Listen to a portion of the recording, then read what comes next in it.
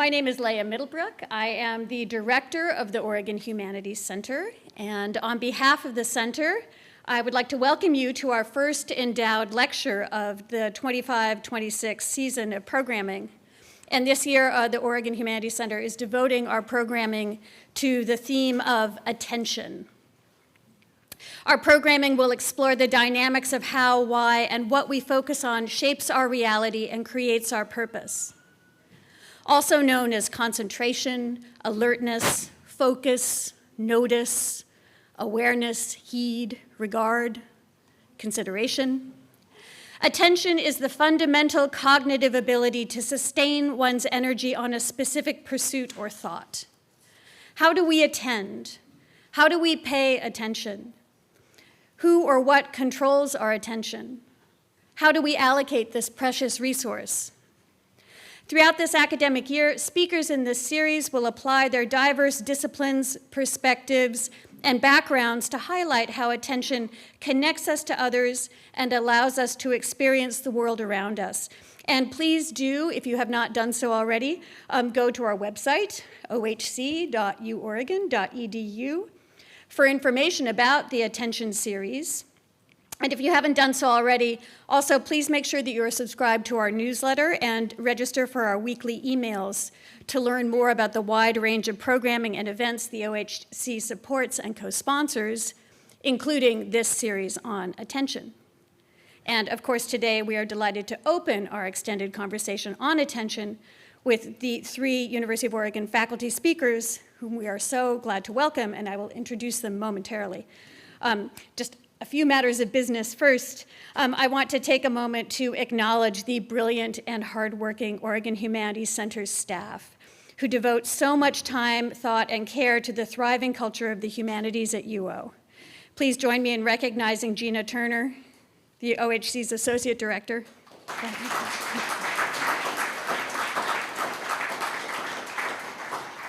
Peg Fries-Gerhardt, our Communications Coordinator. Melissa Gustafson, our Program Coordinator. And Eleanor Hudson, who may have greeted you out at the desk today, who is our student worker. I also want to mention that our panel today convenes under the auspices of the Clark Lecture. Established in 1994, the Clark Lecture was named for UO President Emeritus Robert D. Clark. It has been sustained through the generosity of the Oregon Community Foundation, and we are grateful for the Foundation's steadfast support of the humanities and the OHC. Yes. Do clap. I really think that steadfast support for the humanities and the OHC deserves applause at every juncture, so thank you. Thank you. We open our events at the OHC with a land acknowledgement developed by our colleagues in Native American and Indigenous Studies and in consultation with the Grand Ronde and Siletz tribes. The University of Oregon is located on Kalapuya Ilihi, the traditional indigenous homeland of the Kalapuya people. Following treaties between 1851 and 1855, Kalapuya people were dispossessed of their indigenous homeland by the United States government and forcibly removed to the Coast Reservation in Western Oregon. Today, Kalapuya descendants are primarily citizens of the Confederated Tribes of the Grand Ronde and the Confederated Tribes of Siletz Indians, and they continue to make important contributions to their communities, to the UO, to the lands now known as Oregon, and to the world.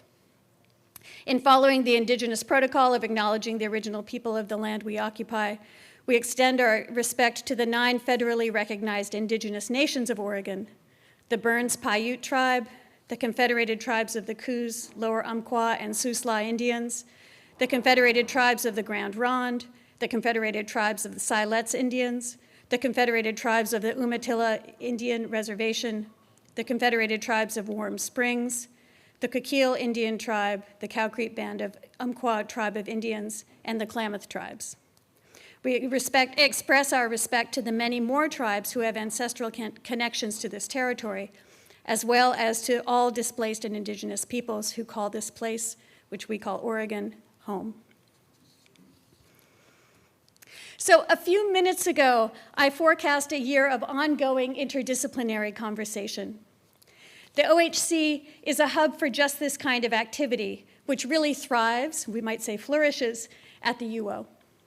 And we are so pleased that our three highly distinguished guests have agreed to open our conversation this year by sharing thoughts and insights that arise from their research in the areas of neuroscience, art, and literature. The plan is that I will introduce all three panelists now, and then speakers, I will ask each of you to come to the podium to deliver your remarks. And when all three have spoken, then we can open things up to a wider discussion and Q&A. Santiago Jaramillo is an associate professor in the Department of Biology and the Institute of Neuroscience. His lab studies auditory cognition, how the brain helps us hear the world by recognizing, paying attention to, and remembering sounds. His research is performed on mice so that advanced techniques can be used to measure individual neurons of different classes and change their activity with high precision. His work focuses on the healthy brain rather than on any specific disorder. However, his studies can help others understand and address disorders relating to hearing and inspire better artificial hearing systems. Kate Mondlock is a professor of contemporary art history and theory. Her research explores late 20th and early 21st century art, focusing on perception, embodiment, and the impact of new technologies in art and everyday life. Her research fields include new media and theory, installation art, feminism, science and technology studies, human flourishing, and mindfulness in higher education. She is especially interested in theories of spectatorship and subjectivity, as well as in research methods that bridge the sciences and the humanities. Trace Pyle, Forrest Pyle, is a professor of English whose scholarship focuses on British Romanticism and its afterlives in contemporary literary and visual culture. He has published 2 books, The Ideology of the Imagination, Subject and Society in the Discourse of Romanticism, which came out with Stanford University Press, and Art's Undoing, in the Wake of a Radical Aestheticism, that came out with Fordham University Press. Pyle is the editor of a special issue of the journal Romantic Circles titled Romanticism and the Insistence of the Aesthetic, and he is the co-editor with Jacques Calip of a collection of essays called Constellations of a Contemporary Romanticism, also published by Fordham. In addition to the monographs, Pyle has published essays in the field and more broadly in the discipline on artists and authors as diverse as Emily Bronte and Oscar Wilde, Todd Haynes and David Bowie, Frank O'Hara and Cy Twombly, Gayatri Spivak and Leo Bersani. Portions of today's talk will appear in his forthcoming book, A True Romanticism, Yesterday and Tonight. And Pyle is in the preparatory stages of a book co-authored with Calip called To the Side of Poetry. Dr. Jaramillo, would you like to get us started?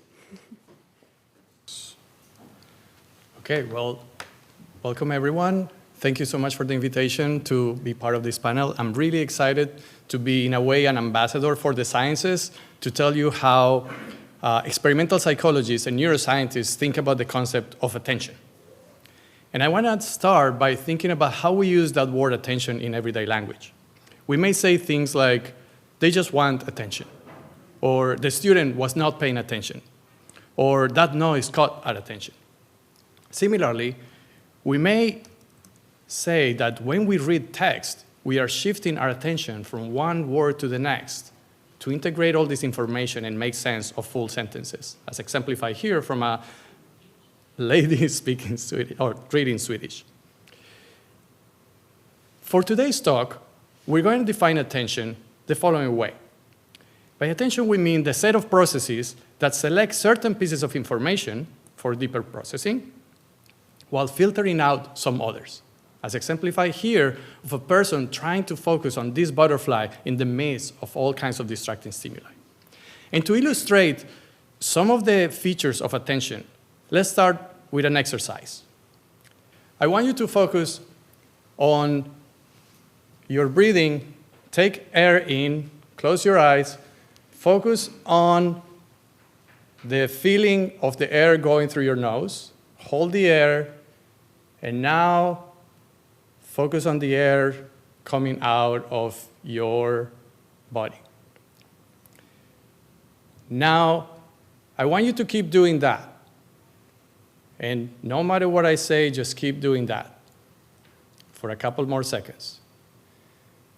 Now I want you to really focus on my voice and what my voice is saying and the cadence of every word that I say. And focus on whether I skip a word, speak faster or slower. And now you can open your eyes. And what I want to illustrate is that you can pay attention or shift your attention between different senses. In this case, between my voice or the flute I wanted to show you, or the sensation of the breathing. Similarly, your body can stay still and shift attention without having to move anything, or I can drive your attention to a particular part of the screen so that you move your gaze and pay attention to different spots. So what this illustrates is that we can pay attention to different senses, we can pay attention within the same sense to different sounds in a room, and we can do so with or without movement. So attention can be also involuntary. If I show you a brief stimulus, you probably move your eyes to see what was happening in that corner of the screen. And you're probably aware that attention can be misdirected, as is commonly done by magicians and illusionists when they try to trick us into seeing things that are not there or not seeing things that are actually there. And it is that tension between what grabs your mind and what you are trying to follow that is the battle that attention must constantly resolve. Or in other words, sometimes we choose where to focus our attention, while some other times the world is trying to choose for us. And with that introduction, we can now move on to what I want to focus on for the rest of the talk, which is what neuroscientists like myself want to understand about attention. I'm going to talk about 4 different questions that we care about. The first one is, why have attention at all? Why did organisms evolve attention? The second one is, what drives attention to one stimulus over another? The third one is going to be about what brain networks implement the operation of attention. And I'll finish by asking, what specific mechanisms could neurons in your brain use to filter out some stimuli and let other stimuli through? And at the end, we can wrap it up by discussing, why do we even want to answer these questions? So let me start by asking, why have attention? And I want to rephrase this question as, what are the functional consequences of having attention? Well, experimental psychologists for many decades have studied this process and quantify what seems intuitive to us. For example, that if we're paying attention to something, our decisions may be more accurate.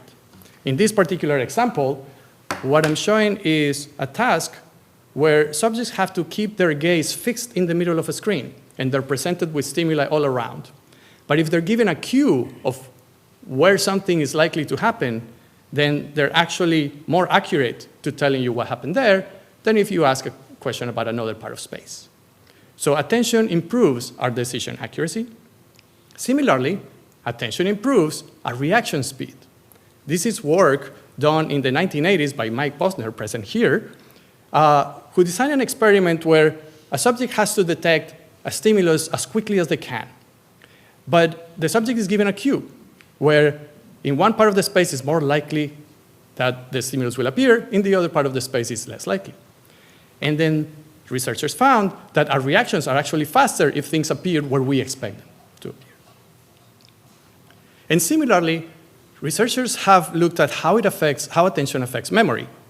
In this particular task, subjects are told a list of words, let's say sofa, pencil, basket, mirror, and they have to remember and then recall them in whatever order they want. But the researchers wanted to see what happens if people have to divide their attention between multiple tasks. So while they were reading the words to them, they also asked them to play like a whack-a-mole game, where they had to press keys as fast as they could. And as expected, the number of remembered words was lower if we had to do both tasks at the same time. So all these sound intuitive. You will wonder why psychologists spend time doing this. Well, it's important first to verify our intuition, but also to quantify in what cases this happens and to what extent exactly it happens. Now, to continue this question of why have attention, I want to illustrate something about how we think about the evolution of attention, or why does attention exist at all. A prevalent theory is that attention exists to deal with limited resources that we have for processing stimuli in the brain. So for example, this person is trying to look at all those things at once, but the mind cannot handle it. So maybe it needs to filter things out to focus on the butterfly. But more modern theories actually argue that attention also helps orchestrate what to sample about the world. In this case, what we mean is that even if you have vast resources, you may need to reduce uncertainty about the thing that you care about, the relevant stimulus. Or you may need to align what you want to perceive with what you want to do. So even systems like the artificial systems that we are now building that have vast resources may still need the process of attention to make sense of the inputs they receive. So now let's move on to the next question that we ask as scientists. What drives attention? And here I want to show you an example of a classic study that confirms something that seems also intuitive to us, which is that abrupt changes can grab our attention.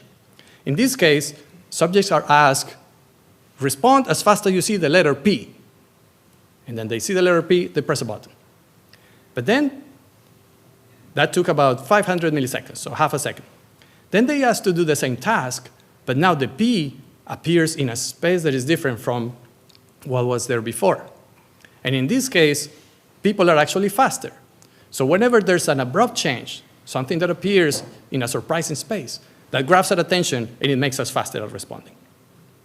And as we discussed earlier, expectation of relevant events can also drive our voluntary attention. We can direct our attention in places depending on expectations. So what this means is that there is a strong relationship between this idea of attention and the predictability of the world and the stimuli that we want to perceive and the expectation we have about them. And of course, this is just one of many examples that scientists have looked at for what are the features that drive your attention. This brings us to the third question, which is what brain networks implement attention? And some of the first ideas of what parts of the brain could be involved are related to patients that had lesions in the parietal lobe. And when they had a lesion in the right parietal lobe and were asked, draw a clock from memory, they neglect to draw the left part of the clock, as if their mind couldn't really pay attention to that part of space. Some of these ideas were later confirmed also with brain imaging, and it was seen that it wasn't only a parietal region of the brain, but a network between frontal regions, parietal regions, and sensory regions that are working together to implement these ideas of attention. And that if you are attending to a particular stimulus, these regions are more active in response to that stimulus. And that brings us to that last question today, which is how is the filtering of information performed by neurons? And here I want to show you a fascinating example of how scientists can actually control attention in a very specific way. In this case, they ask a monkey to detect when the target, in this case the light gray stimulus, when it changes color, and there were many distractors around. So the monkey really had to fixate in that middle point, but pay attention to the change in the square. And what the researchers did is that they stimulated a particular set of neurons in a region called the FEF. And by stimulating one set of neurons, they could actually make the monkey perform the task better, as if they were driving the attention to that particular point in space. And if they stimulate a different set of neurons, the monkey is as if they were paying attention to the distractors, and it did worse. And a follow-up study actually showed that if you then record from sensory neurons that receive information from these attention neurons, then these sensory neurons that actually respond to different parts of space will be affected differently depending on which neurons in the FEF you're stimulating. So let me be more clear about what I mean by that. There are some neurons in the brain that respond to this part of space, and if you stimulate the right neurons in FEF, then you can enhance the response of these neurons while suppress the response of other neurons, which would explain now that the responses to stimuli in that region of space are enhanced while the other responses are suppressed, explaining some of the mechanisms that could be taking place when we pay attention to something in space while ignoring something else. So this is just a brief example of some of the questions that we ask as scientists about attention and kind of the type of experiments that we can do. And I'm not even talking yet about all the very advanced techniques that we now have in the lab. These are like classic experiments that have happened over the last decades. But in addition to these questions that are the very specific things we want to know, we also want to be clear about what are our goals by asking these questions. And to summarize, I would say there are three main things that we want to achieve. The first one is we want to be able to address disorders of attention. For example, the inattention that occurs in ADHD, or the inflexibility in shifting attention that may occur in autism spectrum disorder. But we also want to get inspiration from healthy biological brains so that we can develop better artificial intelligence systems that may require these attention processes. And last, of course, and I think this is going to be a great discussion today, we want to understand how attention shapes our perception, our behavior, and society as a whole. And with that, I would like to thank you for your precious attention.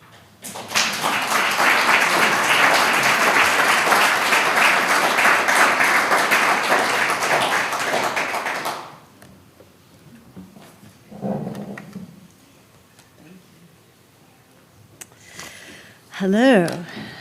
Can you hear me okay? Yeah. So forget everything you've just learned about very precise distinctions about attention. I have actually written a bit about neuroscience and cognitive science in relationship to attention in the humanities, but those are publications you can read if you are particularly interested. Today I'm going to be talking about attention in more of a kind of quotidian way that I think most of us think of it, so hopefully that'll give us some food for thought. So you'll notice that as much as it pains me as an art historian, I'm not using slides today. That's actually intentional. Not because I'm anti-technology, but because my work is about bringing awareness to our engagement with technology, not avoidance. So for this short presentation, let's practice what I so often preach, noticing how screens shape our attention and experience, even through their absence. So my brief remarks today are called Reclaiming Attention and Presence in a Digital Age.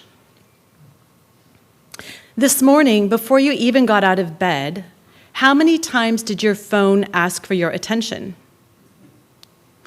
As you walked across campus, how many people, maybe including you, were hunched over glowing screens? This is no accident. We live in an era in which our focus is deliberately mined like a natural resource. Historian Graham Burnett memorably calls this attention fracking. My question for our attention panel then is simple but urgent. How might we reclaim it? Attention is foundational, as we heard in the lovely introduction by Leah. How and what we attend to shapes our world, our ethics, and our sense of self. So it's not just a mental function.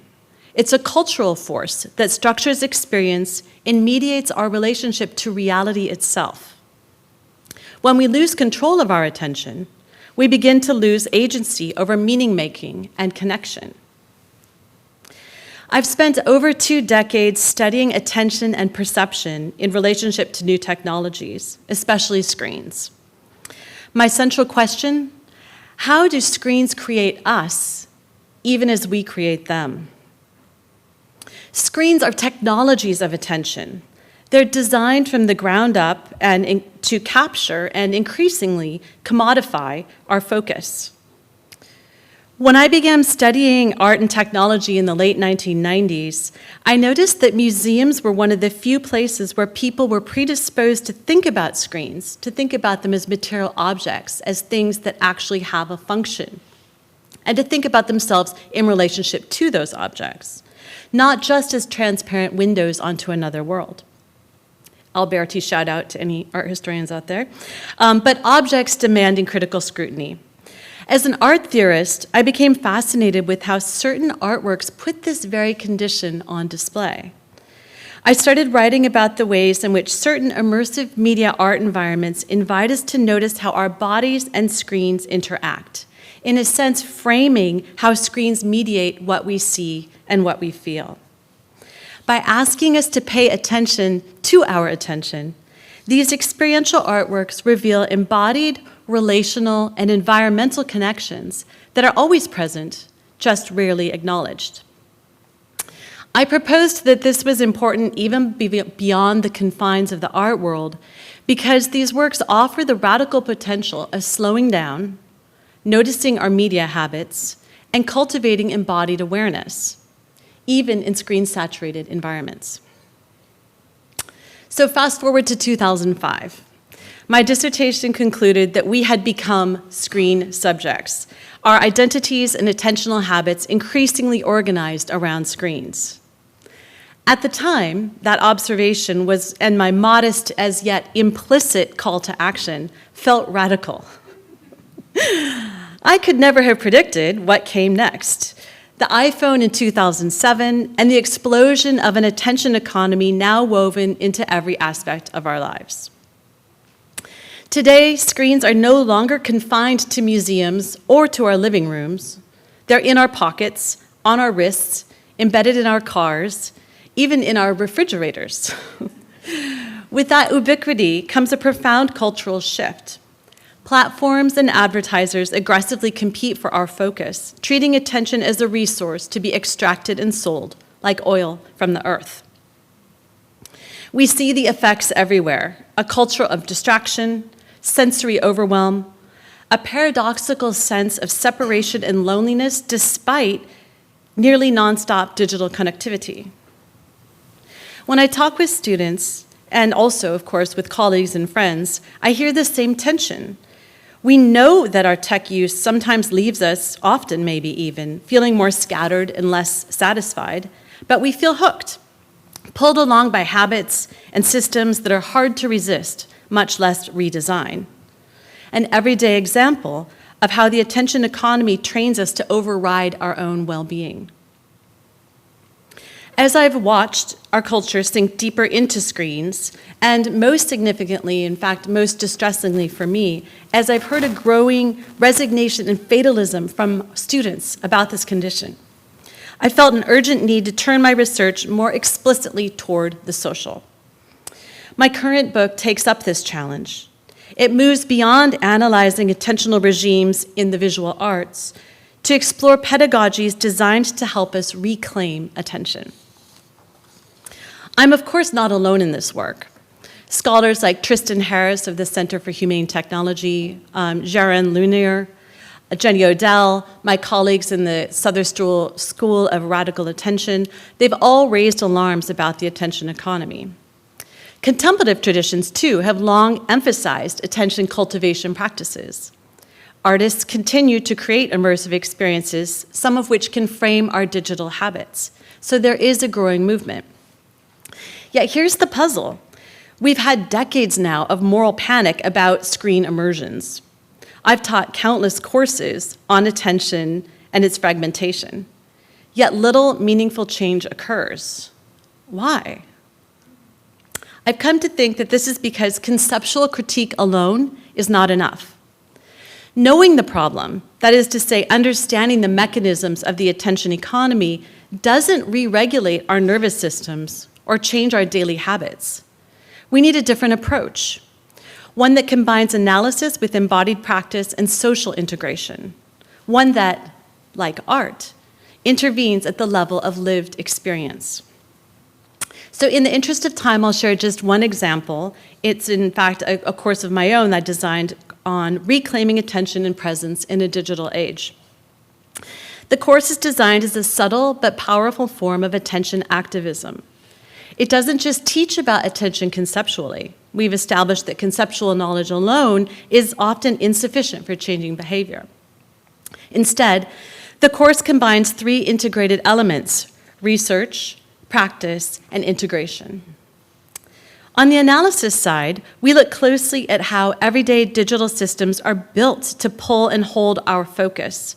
Everything from the slot machines that inspired the pull to refresh and infinite scroll mechanisms on our phones, to notifications and the autoplay that keeps us cycling through content long after we meant to stop. Together, we read histories and theories of attention, then apply them to concrete cases like social media feeds, recommendation algorithms, and generative AI systems trained on our clicks and searches, so that we can map how these designs shape our emotions, our habits, and our sense of what matters. The aim is to make tangible what normally feels like background noise. We annotate screenshots of apps, diagram the loops that keep us engaged, and we trace how a single alert or suggestion can redirect an entire evening. This gives us a shared language for naming forces that usually operate invisibly in our lives. But analysis isn't enough, so we treat the classroom as an experiential research lab for attention. Each week, we run micro-experiments. We do things like mindful technology use, slow looking, sense foraging, and contemplative photography, guided by simple protocols and an empirical directive. Engage in the practice for a set time, describe what you notice, and then reflect on your experience. Contemplative photography is my personal favorite, and it's especially powerful here. Using the very device that usually fragments our attention, the smartphone, we put it on airplane mode, go for a walk, and take a small number of photos that align with the day's prompt. It could be something like light, color, texture, whatever. In this project, the instruction is precise. Rather than judging or trying to make a good, you might say, Insta-worthy picture, students are asked to capture images only when something hooks them in the visual world. An angle of light on concrete, the color of a recycling bin, the texture of a brick wall. Later, we bring the images back into the classroom and review them together alongside field notes about what caught our eyes and how it felt at the time. Practices like this resist the extractive logic of social media by flipping the sequence. First perception, then description, and only later interpretation. Over time, these accumulated images and notes become data that show students how their habits of seeing can change, how their nervous systems respond to different environments, and how reclaiming attention at the sensorium level supports larger ethical and relational goals. Finally, we move to integration, collaborative projects that apply these insights to real-world contexts through design thinking and creative intervention. Students design what we call humane digital futures. They've developed projects like AI ethics workshops for artists, news apps that disrupt echo chambers, and a campus-based social prescribing program where peer advisors prescribe weekly forest walks or a pottery class. In short, the course aspires to reclaim attention not just as a personal skill or a wellness practice, but as a way to more clearly imagine and enact structural changes together. Reclaiming attention isn't just about resisting distraction or some kind of digital detox. It's about reimagining how we live, how we connect with others, how we create meaning, how we engage with the world. When we pay attention to our attention, when we notice what's capturing our focus and why, we create space for choice. I'll leave you with this question. What would it look like to design pedagogies and practices that treat attention as a shared human resource, something to nurture and protect? For me, art has always been the ideal laboratory for this question because artworks slow us down and ask us to simply notice what is present. And I believe the humanities more broadly can play a vital role in cultivating attentional practices that are both analytically rigorous and experientially grounded, helping us to analyze systems of power while also sensing how those systems live in our bodies and the spaces we inhabit. When we reclaim our focus and presence in this way, we begin to recover the conditions for connection and for change that grow from sustained, responsible attention to one another and to the world. Thank you.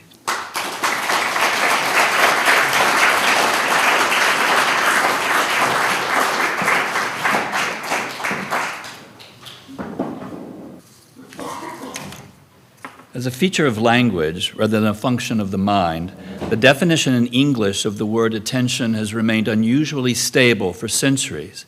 As defined by the OED, attention is, quote, the action, fact, or state of giving heed with earnest devotion of the mind, end quote. This is a definition that would be recognizable, for example, by the 17th century English philosopher John Locke in his emphasis on attention as a focused exertion of sense experience for understanding the empirical world around us. But as my title indicates, my interest, the focus of my recent work, both in the classroom and in my scholarship, is what I am calling lyric attention. By this, I do not mean attention or devotion to lyric poetry, but a form of attention derived from the lyric, a particular species of attention that is registered through a lyric receptivity of culture and the world, one in which lyric serves as a crucial qualifier of attention. As the word's etymology suggests, lyric poetry is derived from the ancient musical instrument, the lyre, that accompanied performance of the poems, though subsequently it comes to refer to a musicality that is a feature of poetic language itself. In Western literary traditions, the lyric is a mode of poetic discourse that is associated with a heightened degree of subjectivity. Lyric poetry is conventionally understood to represent a range of feelings and thoughts which are interior to the speaker of the poem and perhaps of the poet.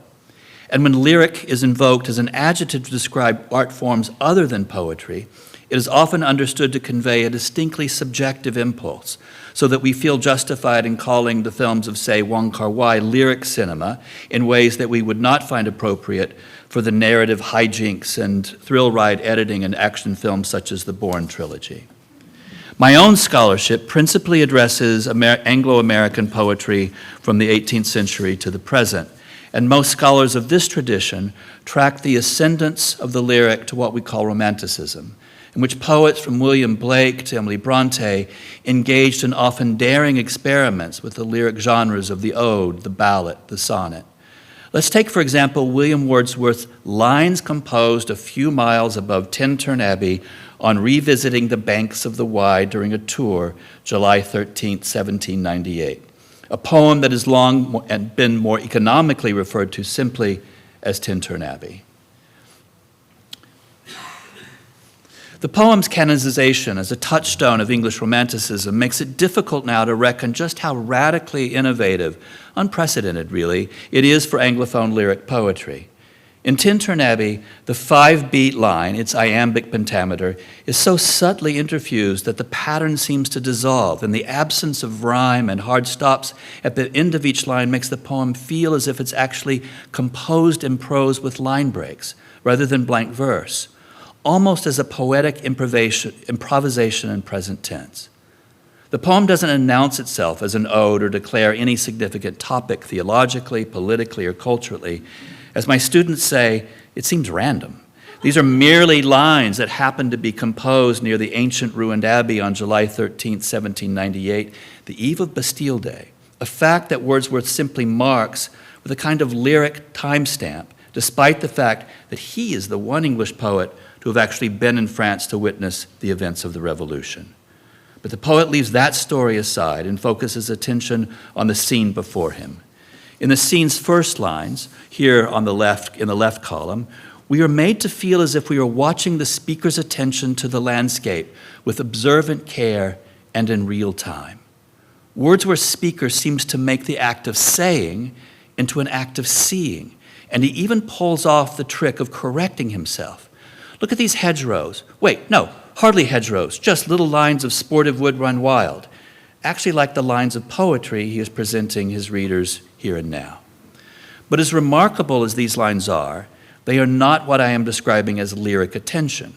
They are rather acute examples of focused empirical attention in a lyric poem.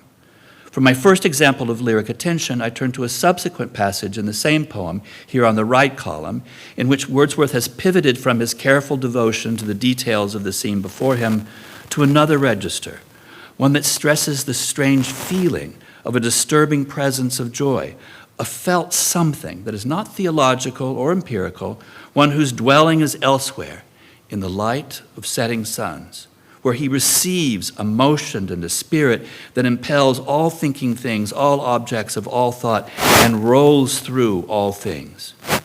Thus do these little lines present us with a virtual world made available through lyric attention. My thinking about lyric attention in Wordsworth and elsewhere is derived not from exciting new developments in the cognitive sciences, which we just heard about, or contemporary literary or aesthetic theory.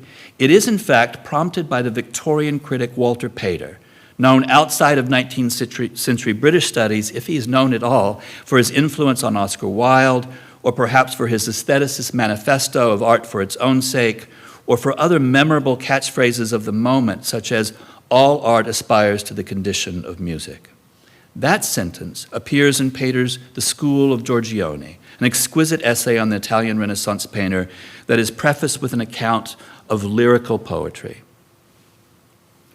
According to Pater, lyrical poetry is, at least artistically, the highest and most complete form of poetry because it offers a new relation to the world entirely, a relation divested of the kind of subjectivity we associate with focused forms of attention. Independent of the mere intelligence and the narrow chamber of the individual mind, lyric poetry in its most concentrated forms offers animated instants, exquisite pauses in time, in which arrested thus, we seem to be spectators of all the fullness of existence. When our everyday attentiveness is relaxed, something can happen in which the happier powers in things without are permitted free passage and have their way with us. Lyric poetry, then, offers a form of receptivity that takes place in the virtual world of aesthetic experience not as a private subjective domain, but as a receptacle of so many powers or forces, lyric energies circulating in the service of this happy relational scenario of being done to rather than doing. In what remains of my time today, I want to offer two unlikely examples of the lyric attention I find in the second passage of Wordsworth's poem, a personal essay and a brief wordless scene in a film. In 2013, the British novelist and essayist Zadie Smith published a piece in The New Yorker about her sudden and anticipated attunement to the music of Joni Mitchell. In Smith's telling, when college friends introduced her to Joni's music, Smith regarded the singing as, quote, a piercing sound, a sort of wailing, out of tune and strangulated falsetto, a kind of Kafkaesque piping, end quote. 13 years later, on a road trip through the Welsh countryside, Smith inexplicably and unconsciously undergoes a transformation and finds herself loving Joni's music completely and unreasonably. How does this occur? Involving no progressive change, as she puts it, and no new attention to the music, Smith arrives instantaneously at what she calls a sudden, unexpected attunement. This moment is unrelated to the song's lyrics. Nothing in the meaning of Mitchell's music can account for this attunement. It is rather, as Smith puts it, a transformation of the listening. Her voice did nothing for me until the day it undid me completely. Afterwards, recollecting in tranquility, Smith recalls the day of attunement in its quotidian domestic details. On the trip to Wales with her poet husband, a song by Joni comes on the radio, a random transmission that Smith registers first just as an annoyance, before recognizing, quote, that bloody piping, ranging over octaves, ignoring the natural divisions between musical bars. Switch it off, please, I'm begging you, end quote. At her husband's insistence, and against her own wishes, she was hungry for a sausage roll. The couple makes a stop at Tintern Abbey. And here in a contemporary form by rendering by Turner. And then what?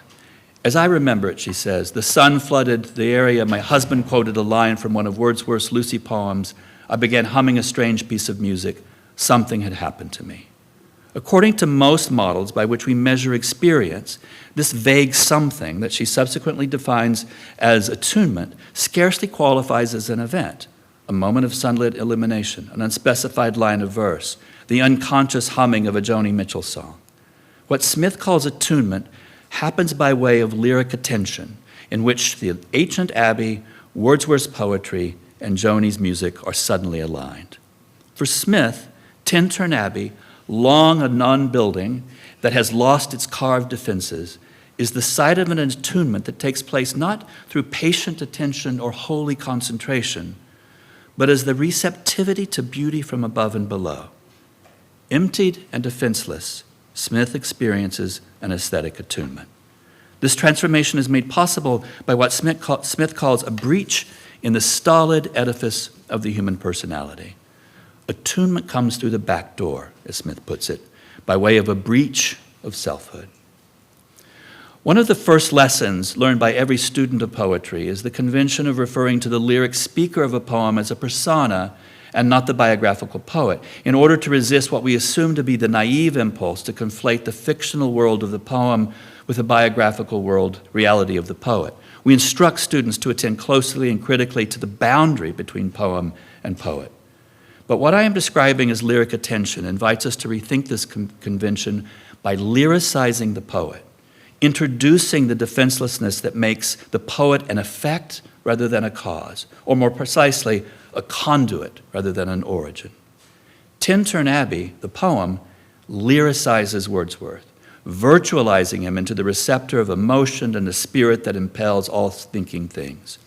Tintern Abbey, the place, is a theater of affects that allows Zadie Smith to receive at long last the Joni transmissions that produce for her a new mode of being she characterizes as porous, risky.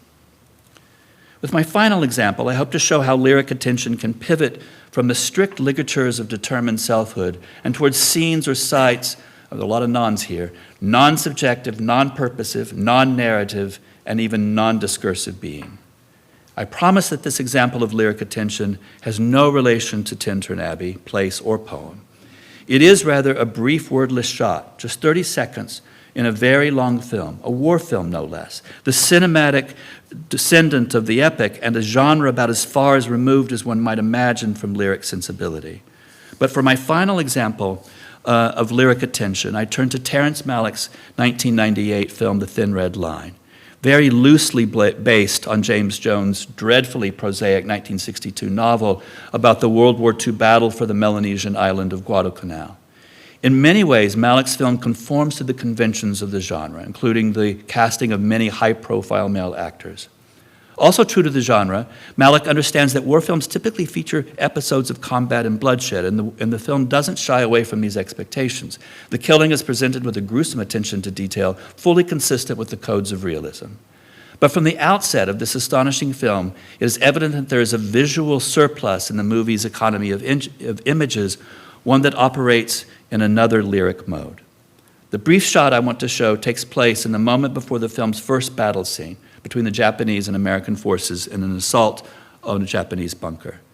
As the soldiers fix their wartime attention toward the unseen bunker buried above them, the thick kunai grass ripples in the wind, punctuated by Hans Zimmer's score, as a sweep of sunlight is captured by cinematographer John Toll's fixed wide-angle shot.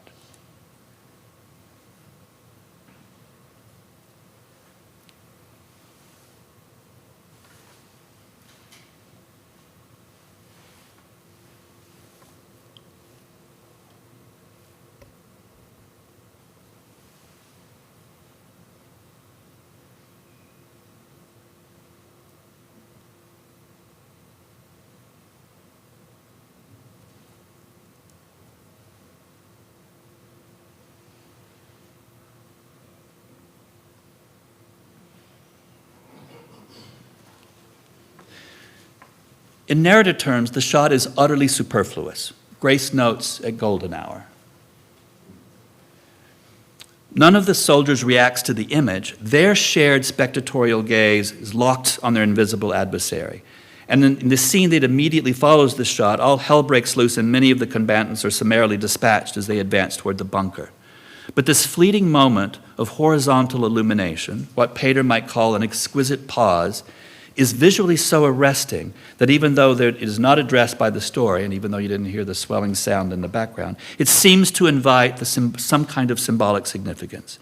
And to be sure, the film voices themes that belong to a philosophical register, most often in an anonymous voiceovers, including the weighty question that provides the film with its first words: what's this war at the heart of nature? But what I am calling lyric attention is indifferent to official philosophical themes and possesses no symbolic or theological significance, just the shimmer of poetic apprehension found to the side of comprehension. It's closer in effect to what Roland Barthes calls the punctum, rare but precious images shorn of meaning, the lucky catch that seems accidental, a wounding by tiny shocks or jubilations, all quite distinct from the brutal wartime shocks and wounds that are prominently featured in the film's narrative. From the perspective of lyric attention, this shot doesn't represent anything or mean anything. It's a sheerly cinematic image, to use Michael Allen's formulation, is captured and projected, in this case to exist solely for the virtual world of the film. After the first screening of The Thin Red Line, Woody Harrelson, whose performance is unforgettable, remarked wryly that the actors were performing in one kind of movie while Malick was making a different one.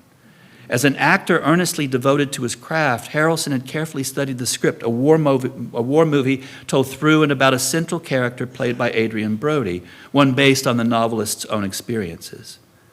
But another film was, as they say, found in the edits, one that literally cut the subject and the story, and with it all of Brody's lines, entirely from the final projections, leaving us instead with glimpses of a lyric world to the side of the great war of nature, a lyric world that exists solely for its own sake, but as a gift to us all, fleeting though it may be. Thank you. This was such a rich feast of presentations. I can imagine that it might take a minute or two for people to be formulating questions. Perhaps we can just let things sort of sink in. And when there is something that you feel you would like to ask, please raise your hand and I'll bring the mic over. And that also, panelists, if you have questions for each other as well, we would be really delighted to listen to that conversation too. Dr. Jaramillo, I was just curious when you were listening to the other two presentations, yes, where there were, changes in attention. If you were thinking in your mind, oh, I see this in the brain, I've seen this happen before, I know what's going on. I was just curious if you did. Yes, I think that's absolutely right. And now, as you prepare a talk on attention, then you start kind of thinking of your own attention in a different way, and evaluating how people are trying to drive your attention in different ways as well. For example, if we have a screenshot of a poem and we are hearing someone tell us a story about it, are we reading the poem? Are we listening to the person? Are we thinking about what's about to happen? And we're probably switching back and forth. And then I'm wondering, okay, can I do these two tasks at the same time? So yes, it becomes kind of this awareness that I think was brought up of paying attention to your own attention is a beautiful exercise. Now, to go from there to what is happening in my brain, I won't go that far. But at least the awareness of attention, it makes it even more beautiful, yeah.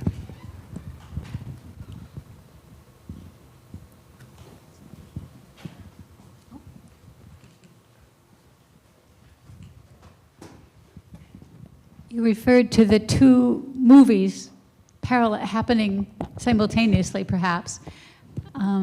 But can our attention be on both of them? Can we see both of them? Or did you have to watch the movie a couple of times? And I'm thinking of that famous study about the people passing basketballs and whether they see the gorilla walking through the room. Can we see both at once?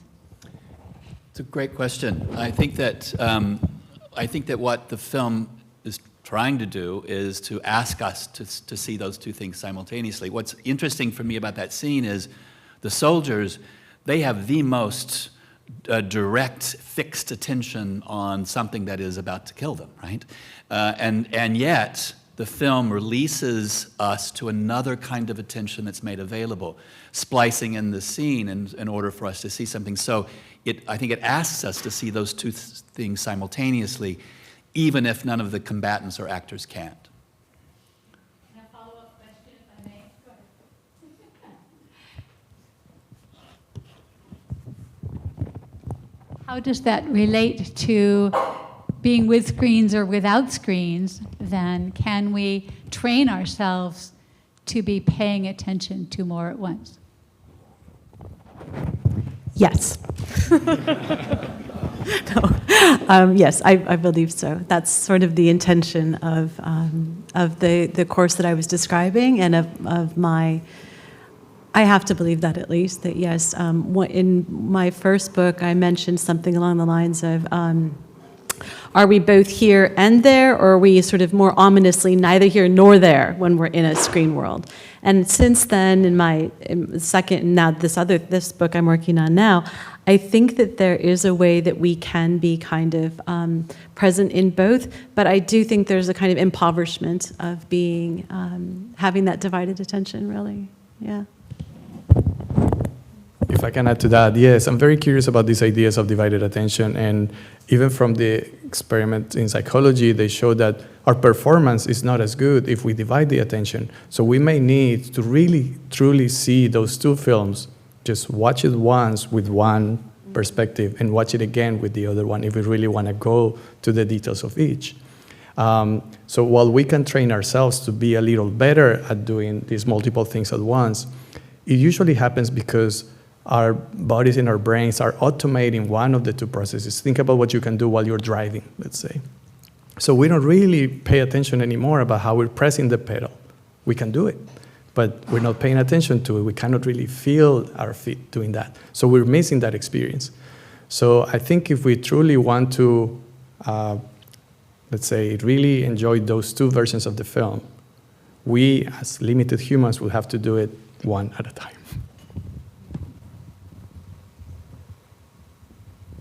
Hi, thanks so much for your talks. That was really wonderful to listen to. I've been contemplating a lot lately just on a lot of our attention is focused around a lot of despair and hopelessness and ugliness in the world right now.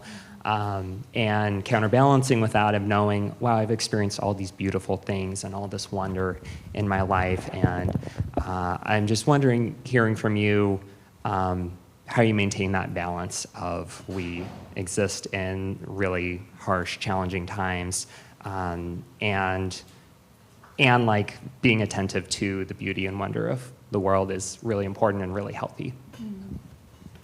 Who wants to start? I can give a little bit of my own perspective is the realization that our attention is such a precious resource that we really want to use it wisely. So choose wisely what sources of, let's say, information, or what is like deciding what you spend your time on. So I try to balance the idea of staying connected, staying informed, with a little bit of the self-care of staying joyful. Yeah, I think it's a challenge. I mean, this notion of receptiveness is one that I think is one to emphasize, that how to be available to these moments and, on the one hand, suspend everyday attentiveness, the sort of rabbit hole of the New York Times feed or something, which gets nowhere. But there is that everyday attentiveness suppressed. It's a possibility to have a kind of receptivity to the kind of lyric moments of attunement that Zadie Smith was describing. She spent her entire life loathing this, and something happened. And part of it is, she doesn't even think about the music so much in this essay, but on how did the listening change at that decisive instant that allowed her her defenses down for this moment that she characterizes as a moment of sheer beauty. So I don't know that there's strategies for it, but I like to find the places where I see it happening, and certainly Zadie Smith is one of those. Do you want to share how you... Hi, thank you all so much for those amazing papers. I wanted to ask a question that I think applies to all of them in different ways, which is about the question of control or power over our attention, right? That question of volition that was raised in the first paper. And on the one hand, I bristled a little at the suggestion of the need to seek out remedies for autism and ADHD, both of which I have. And I'm a faculty member in the English department, and I have found, on the one hand, it to be intensely difficult to live in this world and feel that my regulation of my attention is qualitatively different from other people's, but also that it's not that I have less of it. I don't have a deficit of it. I just have perhaps a different way of regulating it. And I think there's something interesting in tracing your suggestion that a receptivity to attention we don't control can be a really beautiful and illuminating thing. And at the same time, I agree completely with your point, Kate, about how hard it is to live in this world where our attention is constantly wrested from our control. So I was wondering if any or all of you might reflect on this question of how desirable it is to regulate and control our attention, as well as what is gained from the flexibility, the receptivity to that which grabs our attention. Yeah, thank you. I think that's a really important question. And the issue of neurodiversity is a really important one, I think, because it can just sound, some of what we're talking about, it can sound just like if everybody could just pull it together and get their attention in order, things would be fine. And that's really, I hope what none of us are actually trying to argue for. That the burden is not on us as individuals to somehow, fix a situation that is broken. It's more, to me, it's more actually probably about perception than attention anyway. So attention is your ability to focus on something. But what I'm ultimately interested in investigating and in cultivating in community with others and with students is an attention to how our perception works. So how are we interpreting things? How are we mediating our experience of the world? Right? And so our attention is, where is our attention and how is that working? So maybe the question that I said earlier about paying attention to our attention, I think is the most important thing, rather than trying to fix it or somehow medicate it or whatever it might be. Yeah. So thank you for sharing those thoughts. And what that comment brings up for me is this idea of a sentence I had in my talk about how sometimes we choose what to focus on, and sometimes it's the world choosing for us. Sometimes it's voluntary, sometimes it's involuntary. And I think it's important for us to be able to have that knob where we switch between one mode and the other. So we don't want to be just hyper-focused pathologically into one thing, and we don't want to just be so sparse that we can't really focus at all.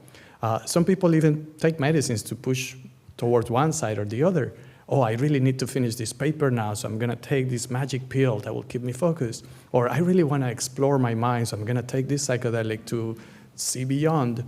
And it is nice if we can learn to control that knob ourselves so that we can really appreciate the world and just take it in as it is, but also quickly switch to protect ourselves whenever we need to get something done. Just to add one more thing there, I think that it is a dangerous myth to believe that we are totally autonomous and can control, well, anything really, but particularly attention. There are lots of kinds, as the scientists will tell you, that there's bottom-up, top-down attention. You can't not pay attention to a wild animal let loose in this room right now, for example, or even a screen. You will look, like we will all look, because these are things that are just automatic focus for our attention. So I think it's important to realize exactly what you were saying about being able to learn how to tune the knob is great, but we ultimately cannot do it. We are not independent in that way. It's so hard, for me to tell people what to do, so I don't want to do that.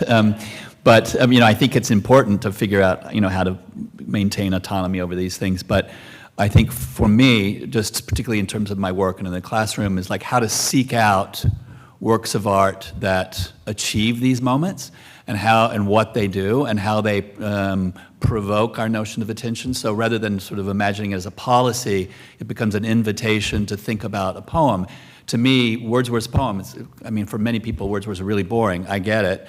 But in that poem, it's kind of astonishing that he does just that at the beginning, begin paying attention to his attention and understanding what he's doing and how he's working, and then pivots to something that is entirely different, what I'm calling lyric attention, that has no purchase in the empirical world, but not religious either, not symbolic.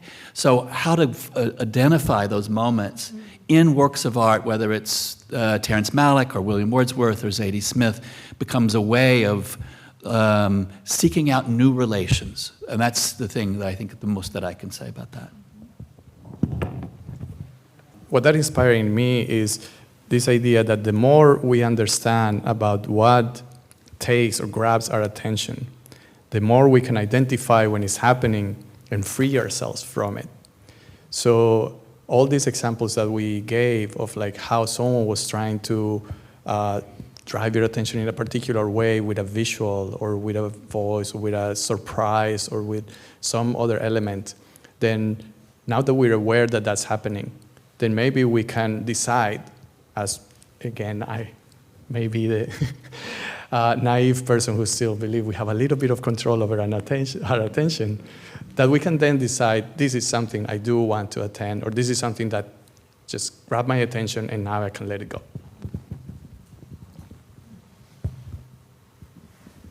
I want to go back to something that's always been there for a long time in these kinds of discussions. That's back to our ancestors.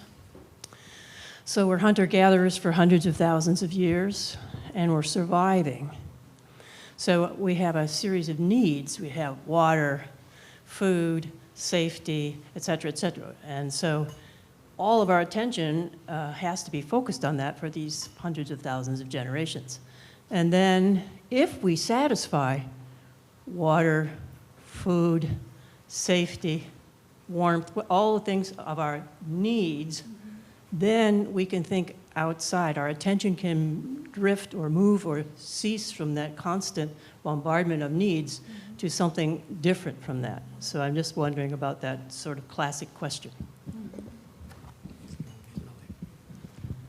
I can speak a little bit to that without being an evolutionary biologist myself. What that brings me is this idea that we evolved these mechanisms to be able to survive by our attention is grabbed by the noises in the background because that may be something trying to eat us. Or our attention can be focused intentionally on this one thing because that's the one we want to hunt. But then, as we evolve as a society, we find this way to hijack those things in our brains. And we keep kind of optimizing what is the right level of surprise that would grab the attention of this person. How do I keep this person engaged into this particular mode?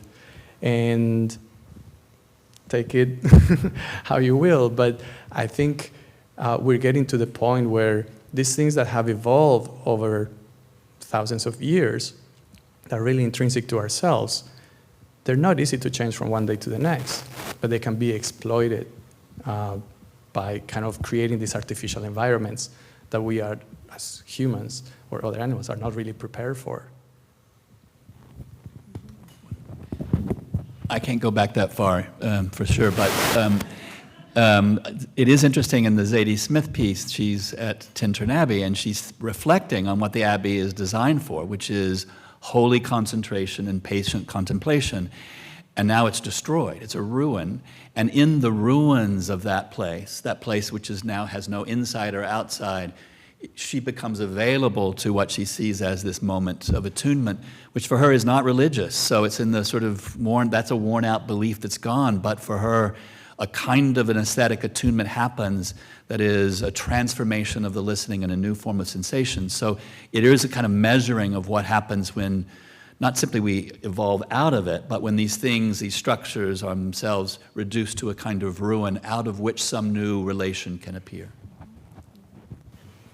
Cool. Thank you very much for your talks today. I had a question regarding the neuroscience side. You mentioned these attention, or specific attention neurons in the FEF regions. And as you were discussing, one of the goals of studying attention in neuroscience is understanding how neurodiversity or like neurological disorders impact attention. So I'm curious if you could expand a little bit. Is there significance to those attention neurons when we talk about things like ADHD or other forms of neurodiversity?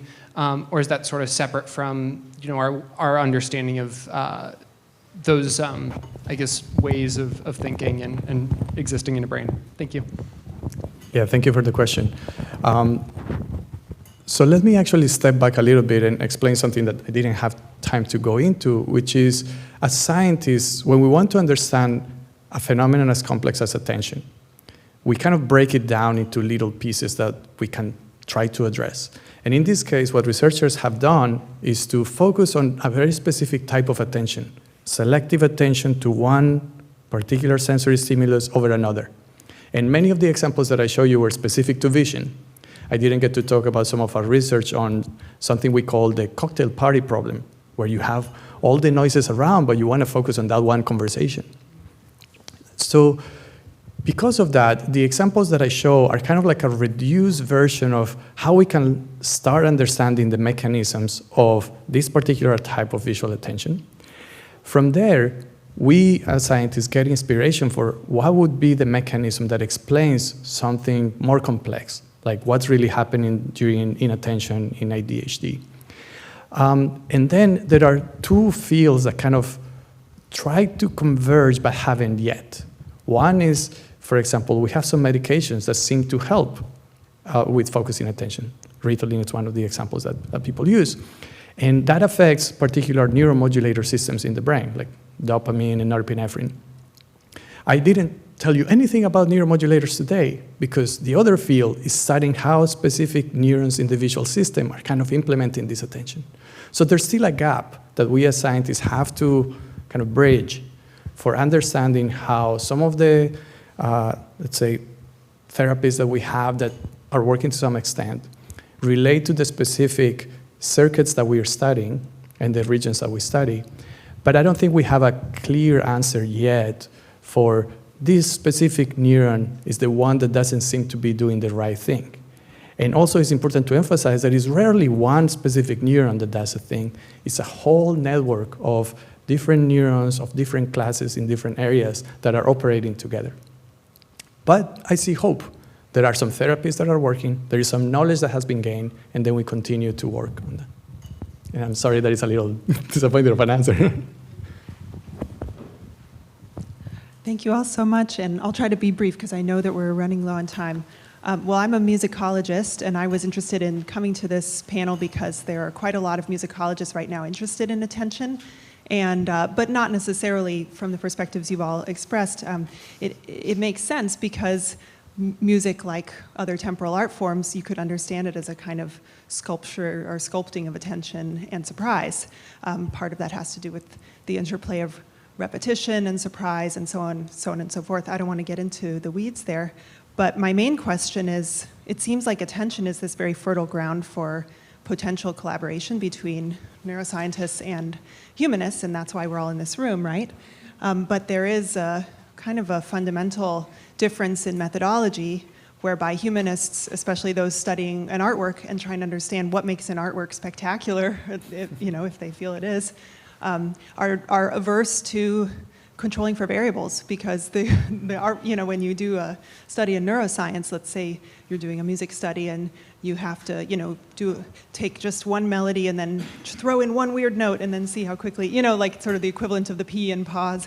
And so, and that's not really the artwork, right? So I was just curious, this is a much broader question, but I'm curious how, if we're to look ahead to collaborations between neuroscientists and humanists to try to understand on the basis of how the brain works, what is happening in, let's say, music perception or even literature perception, how do we get around that problem of the separation of variables or our aversion to doing that?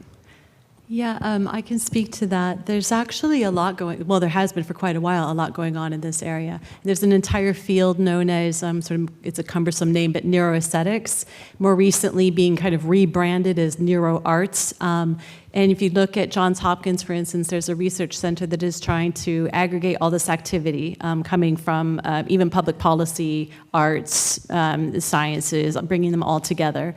And and you're right, that there is, I think, this tension. Definitely there's a tension there, but you can find a lot more of stuff right now. If you'd like, I can share some resources too. There's a lot going on. In fact, there's a book, Your Brain on Music, that I'm sure you've seen, that takes this up. There's a companion to Your Brain on Art, trying to kind of collate all this activity. So I feel like as the ambassador of the sciences here, I should say, don't give up yet on the scientific method for anything you want to understand about the world, even if it's something as complex as human appreciation of music. The challenge is, how do you find, first, that common language between the two fields, but then that common question where, yes, maybe we need to study a reduced version of what you're truly interested in, but that's just the first milestone towards creating a better understanding of something more complex. And I think if we look at the history of science, then that's the way it works. We work slowly towards more complexity.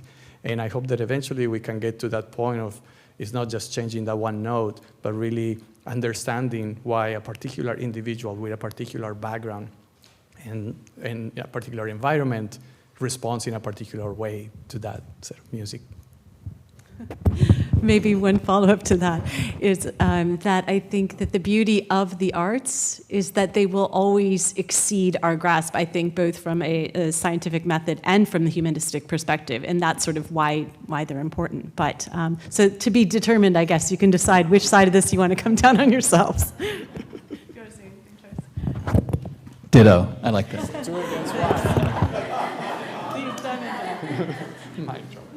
Thank you all so very much. Thank you so much to our panelists.